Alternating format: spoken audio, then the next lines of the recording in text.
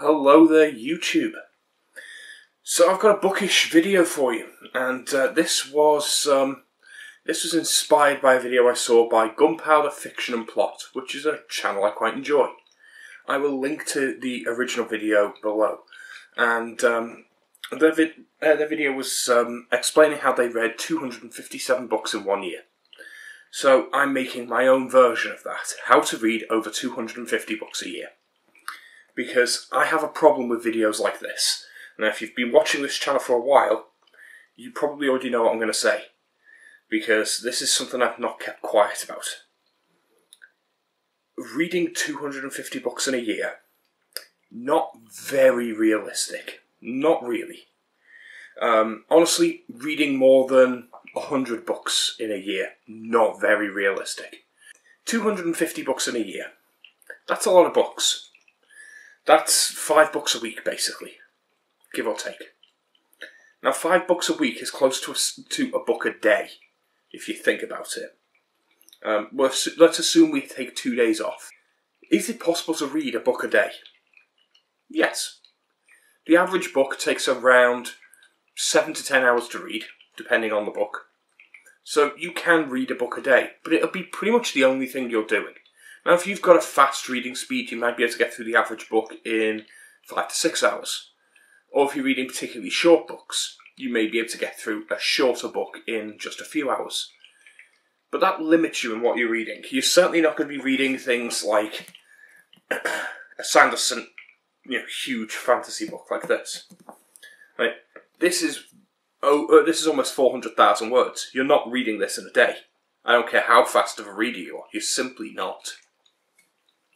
So, this accounts for about 30 hours of reading, even for a fast reader. So what's it really mean to read 250 books in a year? Well, what it means is that you're stuck with only one option. And that is, you're going to have to read books like these. Now, there is nothing wrong with this collection of books. This is a good collection of books. Right? The thing is, you'll notice a trend here. First of all, they're all tiny. They are all small books, right? But there's a good selection of genres here. You'll notice that there's a middle grade here and a classic children's book here. So that's a problem, because that means that you're purposely reading below your reading level. Right? Some of these books, various different genres. We've got horrors. We've got a comedy, sci-fi, good classics here. Like, you'd be surprised how short some of these are. Animal Farm, tiny little thing. We've got plenty of books here to choose from, but you're going to have to tailor your reading to this kind of book. You're going to have to make sure that you're reading, children's books and shorter classics. Like, I recently read True Grit. It's a fantastic book. But it's a short book, and because of that, it can only tell so much of a story. Now, I would say this is a very tight, very interesting Western. But is this as good as something like Lonesome Dove, which is about 7 times longer? I would hazard to guess almost certainly not. It's going to tell me a very cut down story. Do I really want, as an adult, to be sitting around reading things like the Haley Mysteries? This is a great little middle grade book, right? Perfect size for a 10-year-old to be reading. Absolutely perfect for that. But do I want to be sitting there reading those kinds of books all the time? Now, there is a part of Booktube which is filled with adults reading middle grade all the time. That's confused me a little. But if all you're focused on is getting your numbers up, that will do it. Those you could read through in a few hours. It's possible to read through True Grit in a single day comfortably. I know, because I've read the book, and it would have been possible for me to do it in 1 day. I read it over 3 days, but I could have done it in a single sitting if I really wanted to. You definitely can read Animal Farm in 1 day, because I have. So that's one way of doing it. But that's not the only way. and it's not the most popular way. You can tell this because every single time you see, I read 200 plus books in a year, here's how I did it, they all say the same thing. Gunpowder Fiction and Plot said the same thing as well. They all say, you read audiobooks, you put them on double speed, and you listen to them while you're doing other things, like when you're at the gym, or when you're cooking, or when you're cleaning the house. This is not reading. This is akin to skimming at best. First of all, listening to an audiobook is not reading. If you want to listen to an audiobook, that's fine. You're listening to an audiobook. That's what you're doing. You're not reading. Reading a book is a very different experience to listening to an audiobook. If you're listening to an audiobook, you are, by extension, listening to an adaptation of a book. Because you are now listening to that narrator's interpretation of the book. You're listening to their vocalization. You're listening to their enunciation. You're listening to their pacing. You're listening to the voices that they ascribe to people. A lot of the time when you're reading a book, dialogue won't be explicit in the tone it's using. There won't be an explicit pacing that you have to keep to. You'll read through it at what pace you find comfortable. But if you've got a narrator, they'll read through it differently. They'll ascribe a different voice to people. They may make someone who you felt sounded soft-spoken and very deliberate sound gruff and angry. It changes the tone of the experience completely. So an audiobook is not the same as reading. A great example of this is Neil Asher's books for the Policy series, which I think are a good selection of reasonably competent sci-fi space operas. The audiobooks are awful. I've tried listening to them. The voices given to some of the characters are comically overblown to the point of sounding like a Saturday morning cartoon. And it ruins all sense of tension for the books. It no longer feels like a serious sci-fi. It feels like a Saturday morning cartoon set in space. And that ruins the experience for me. So I can read the books, but I definitely couldn't listen to the audiobooks there. The next point. Listening to it on double speed. Now, Gunpowder Fiction and Plot actively says he listens to his audiobooks at more than double speed. Then you're not listening to the audiobook. You're listening to a chipmunk chattering. That's not listening to anything of use at all. Now, not only do you no longer have control over the pacing, the tone, and the voices that you're hearing, you're now destroying what was ascribed to it. So when the narrator chose a specific pacing, when they chose to slow down over a dramatic point, when they chose to speed up a little over an action scene, when they ascribed certain voices to certain characters, when they spoke softly over one point and more harshly over another, you're losing all of that. All of the tone and all of the emotion in their voice is gone because their voice is now being played in fast forward, which means you're not going to pick up on the emotion that they're placing into their performance. You are degrading their performance quite significantly. For what? So that you can get the information quicker. But you're also distracted because you're on a treadmill or you're washing dishes or you're doing something else. So your attention is not completely on the book and you're getting the information shotgun-like being thrown at your face faster than I'm currently speaking. Well, that's way too fast. That's far too fast. You're not going to have enough time to contemplate what's happening. You're not going to have enough time to build the scene in your mind's eye, to imagine yourself in those situations, to imagine the events that are happening and what they mean. If something dramatic happens, you're not going to absorb it. You're not going to have an emotional reaction. If you're listening to a dramatic scene and something bad happens, say a character dies, well, if you're reading the book, you may read through this, you may slow down a bit, you'll absorb the various parts of the atmosphere, you'll listen to the voice in your own head as it narrates various different bits, the tone and voice changing as it becomes more and more emotionally evocative. And then when things happen, you may take a break, you may stop after paragraphs, you may stop, even put the book down for a minute to contemplate and consider what you've just read. You can't do that with an audiobook. With an audiobook, it's going at the pace that someone else has dictated, and now you've taken any pauses for thought that were put in the original narration and removed them by fast forwarding. So you're not absorbing anything. You're not giving yourself time to consider and contemplate the storyline. You're not going to absorb and seriously take in any of the major plot points, and you're not going to have any emotional resonance with the story because you've not allowed yourself that. You've robbed yourself of that. So that's ruined the book. On top of that, you're not going to retain it. When someone's voice speeds up, it's harder and harder and harder to understand what they're saying. And you're distracted if you're doing other things at the same time. So not only are you not giving it your full attention, you're also trying to take it in at way too fast, an unnaturally fast speaking speed. It is true that we read faster than we can speak.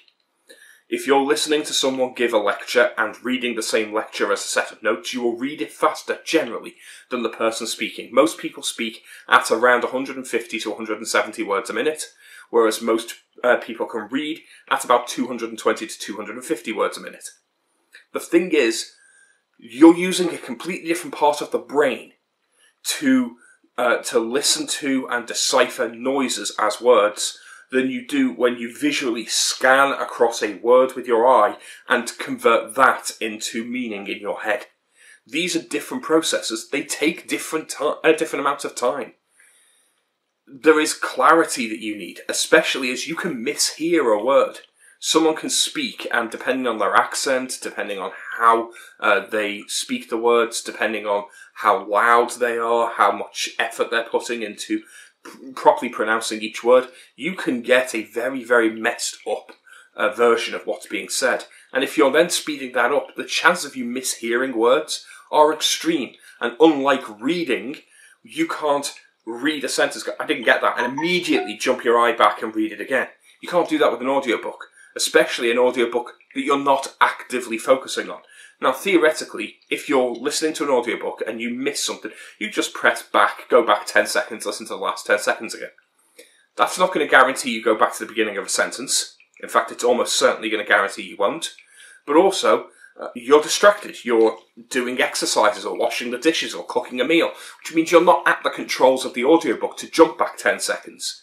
You've got it in an MP3 player or on your phone or whatever with headphones in and it's in your pocket, or you've got it playing on a smart TV or on your computer or a tablet or whatever that's off somewhere else. You don't have the ability to just simply jump back. You don't have the ability to pause whenever you want. You have this ability intrinsically when reading a book. You can just stop. You are dictating everything. So this matters. A great example for this is, imagine if we did this with other media. Imagine if we take cinema, we take the film industry and go, right, I want to watch more films. I want to watch more, to use the American term, movies. I hate the term movies, but sure, whatever. Right. If you want to watch more, if I suggested, well, when you go to the gym or when you're cooking or cleaning, stick something on and put it on fast forward and just have it playing while you're doing other things, and that'll count as you watching the film. Would you consider that film watched? Would you be angry if, in a new release, you, instead of going to a cinema and sitting and absorbing the film, sitting down, watching the film and enjoying the film as it's presented, instead you were sent to a gym and told to run on a treadmill while the film played on a screen that you weren't fully focused on, and it played in fast forward at double speed? Would you consider that to be a reasonable way to absorb and enjoy a new release at a cinema?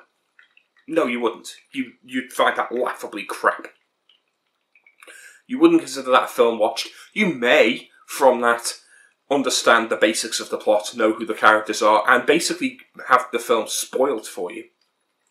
You'll be able to describe the basics. It was still on around you. So what you've managed to do is spoil the film for yourself. So that now if you sat down and watched it properly, you wouldn't be able to experience it for the first time again. That's what you're doing with audiobooks. You're spoiling the book for yourself. If you're listening to an audiobook on double speed while distracted, you are equivalent to doing the same thing with a piece of cinema, or the equivalent of skimming a book because you just want to get through it. You have to ask yourself, what is the reason that you want to read 250 books in a year? Is it just so that you can go on Goodreads and say, I've read over 250 books? Do you need to read all of these because these books are the books you want to read? Or are you reading all of these because these books are short and therefore easy to get through? Do you actually care about these books? Because ultimately, reading is all about enjoyment. It's all about getting something out of the book. And if all you're doing is reading in order to check off a list, in order to say, I've read 3 books this week, I've read 10 books this month, if that's the only reason you're doing it, then you're just going to read the shortest books you can, you're going to skim them, or play them at ridiculous fast-forward speeds on audiobooks, so that you can claim you've read them, and by the end of that month, yes, you can claim, oh, I've read 15 books this month. What do you remember from any of them? Fuck all. Who was your favourite character? I think there was someone called Fred in one of them. I think he did something interesting. I don't quite remember. Great. I read this book.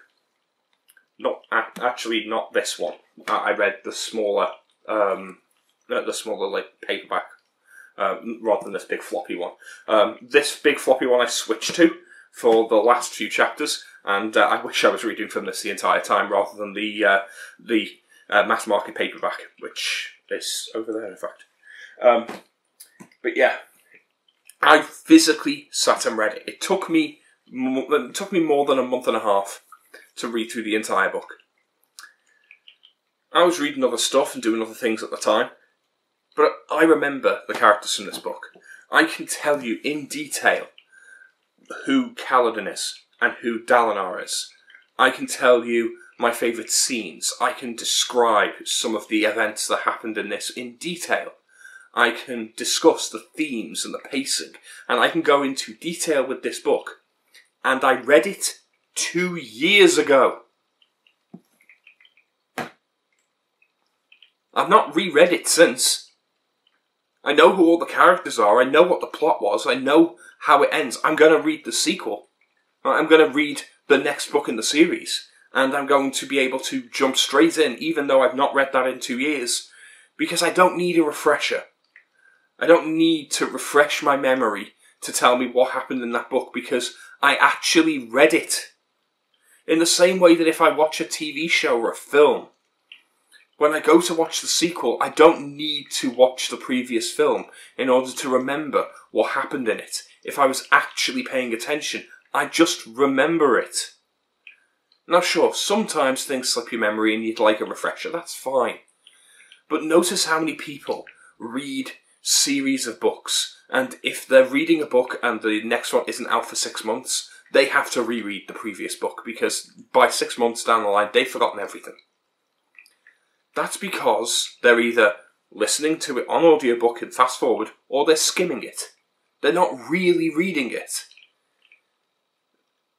If you want to read 250 books in a year, you are going to need to read for about 6 hours a day, every single day. That is how you do it. That is the only way to do it. There is no shortcut. 250 books a year, read for 6 hours every single day. That's not actually impossible. You could get up at 7 AM, sit and read until 10 AM, get up, have breakfast, etc., go to work, assuming you work in a later shift. Say you work an afternoon shift. Right? Go to work, you get to work for between 11 and 12. Maybe you work an 8-hour afternoon shift, something like that. right? Doesn't matter what job. And you work through from midday till 8 p.m. You come back at 9 o'clock, you settle down, you have something to eat, you do whatever household chores you need to do, and by 10 you're ready to head to bed. You lie in bed and you read from 10 through till 1 a.m. And then you put the book down and you sleep for 6 hours. That is doable. It would be extreme, but it's doable. It is possible for someone to do this, even if they work full time. That's just one example of a time frame where it could be done. But I wouldn't recommend it. Now what you've done is you've made your entire life working and reading and nothing in between. You've left no space for socialising. You've left no space for other hobbies. You've left no space for being outdoors, for doing proper exercise. You've left no space for anything else other than reading, endless reading. And maybe you want that. If you're lucky and you're working part-time, or you're not working and you're somehow supporting yourself in another way, maybe you can read more. I would like to think that I could. Because I'm on disability, I theoretically have all day, every day. I don't really, because my chronic pain, chronic fatigue, my various different issues mean that I regularly just don't have time. A good example is, it is Tuesday the... what's the date today? 20-something. Tuesday the 27th of June. Monday, I had a migraine for most of Monday and wasn't really well enough to do anything until about 2 o'clock in the afternoon. On Sunday, I was okay. Sunday was fine. Saturday was a wash. All of Saturday was gone. I was bad Saturday morning. I was okay for a bit around, I think, 11 a.m. to probably about 3. I was chatting with someone online. By the afternoon, my migraine came back with a vengeance, and I was so ill for the rest of Saturday. So that was all of Saturday evening just gone. That gave me, for a 3-day period there, that gave me only 1 day in which I had any real useful time. So I don't actually have as much time as I'd like to. But I have more time than some. Even still, I struggle to get more than 2 hours reading in a day, because it's tiring, it's straining, it causes eye strain, it can cause headaches. It's naturally a sedentary activity, so if you're doing that, you're not exercising. And you tend to need to give yourself breaks. Now, I could probably sit and read for 4 or 5 hours in a day if I had a particularly good day, and I may even get through a book in a day or 2. Like I say, I read True Grit in 3 days. This is doable, but it's not something I'd want to do every single day. I want to be able to sit and read and enjoy my books, and you should as well. Do you really care if you've read a few hundred books? Or do you care that you've read books you enjoyed, books you actually absorbed, books you've retained? Do you care that you've actually got something out of these books? Or are you just doing it for internet points? Are you just doing it so that you can tell Booktube and BookTok and Goodreads how many books you've read? Because that's not important. That's a stupid reason to read. I don't tell Goodreads what I'm reading anymore. I don't give you guys a wrap up at the end of every month where I show off how many books I've read, because it's pointless. I'm not trying to read as many books as possible. If I was, I'd just read manga, because I'd get through a hell of a lot then, wouldn't I? And let's face it, the manga the manga community on YouTube, far greater than the Booktube community in size. Like, pretty much every Booktuber that starts reading manga, they suddenly jump up in subscriber count, don't they? So, if I wanted to just get accolades for reading a lot, I could just read manga and go through, 1 or 2 volumes a day with minimal effort. That would be a way to do it. No, I want to sit and I want to read epic fantasy novels, like the kind that George R. R. Martin and Brandon Sanderson write. I want to read, really dense sci-fi, things like Pandora's Star, and Pedido Street Station. Like, I want to read really in-depth and interesting novels. I want to read long novels, the likes of Lonesome Dove or War and Peace.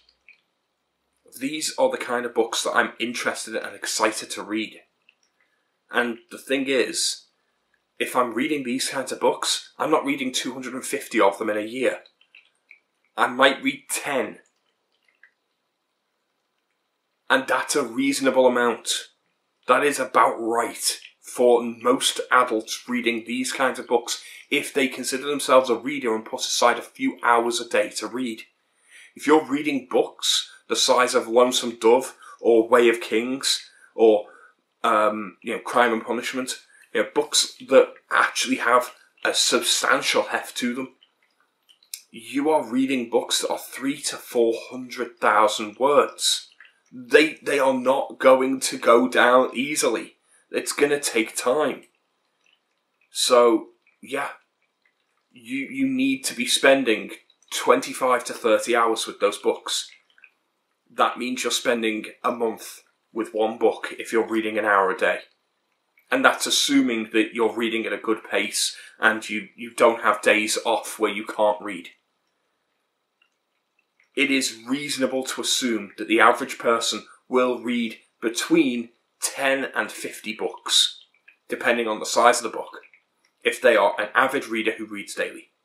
The average person who reads books reads less than 10 a year. They read 3 to 5 books a year. And they are still considered avid readers. That's the average reader, because the average person reads 0. Booktube, BookTok, all of this are skewing these numbers to a ridiculous level because they've made it into a badge of honour. You haven't read 250 books in a year. No one has. No one's reading this. There may be one obscure book fanatic somewhere who's reading hundreds of books in a year. And if they are, it's all they do with their lives. So let's stop pretending that you can lead a full life. You can go to school or go to work full time and still have enough time to read hundreds of books a year, because you can't. And let's stop degrading and devaluing audiobooks by insisting on playing them on fast forward while we're distracted. We wouldn't do that with a film. We wouldn't do that with a TV show. We wouldn't do it with a play. Why do we do it to an audiobook? Why do we decide that audiobooks are not worth our time, our investment and our attention? Why do we consider them so pathetic and pointless of a media that the only reason we consume it is to say we did? Isn't that just a bit sad? Well, that's what I had to say on this. How do you read 250 books in a year? You read little novellas like this. That's how you do it. You read exclusively then. But don't do that. Read what you want to read at a reasonable pace and enjoy your books. Because it's not about the numbers. It's about the books. Until next time, I'll see you later. Bye.